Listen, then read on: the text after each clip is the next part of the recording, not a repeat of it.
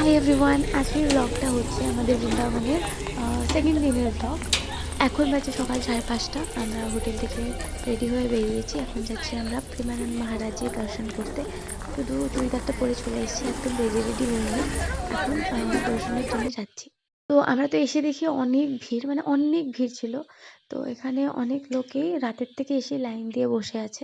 তো যাই হোক, অনেক দূর থেকে আমরা দর্শন করতে পেরেছিলাম প্রথমে।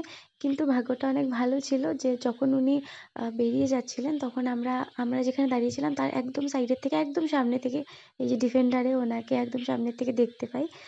খুবই লাকি আমরা বলবো। তো একদম ভোরবেলা দর্শন হয়ে যাওয়ার পর আমরা এবার সবাই মিলে একটা টোটো নিলাম। তো এই টোটো করে আজকে সারাদিন ঘুরবো।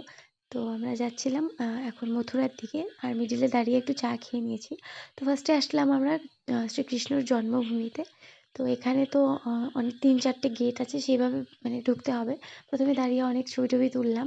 আর একদম ভেতরে ফোন অ্যালাউ নেই, তো আমি জাস্ট রাস্তা দাঁড়িয়ে ভিডিও করেছি। ভেতরটা খুবই সুন্দর।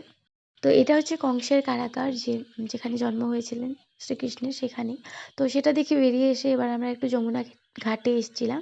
সেখানে কিছুক্ষণ থাকি, একটু ঘুরে টুরে দেখি, এখানেও বেশ ভালো লেগেছে। আর একটা মন্দির ছিল এই এই ঘাটটার সামনে, বাট ওটা বন্ধ থাকায় আমরা ঢুকতে পারিনি।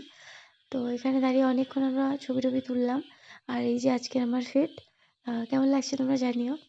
বৃন্দাবনে আসার ইচ্ছা আমার ছিল, একদম ছিল না তা বলবো না।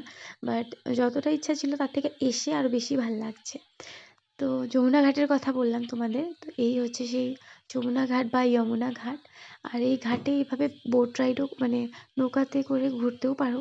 আমাদের হাতে টাইম সেরকম ছিল না, তো আমরা ঘুরিনি। তো সেখান থেকে বেরিয়ে এসে আবার আমরা চলে যাই রামান রেতিতে।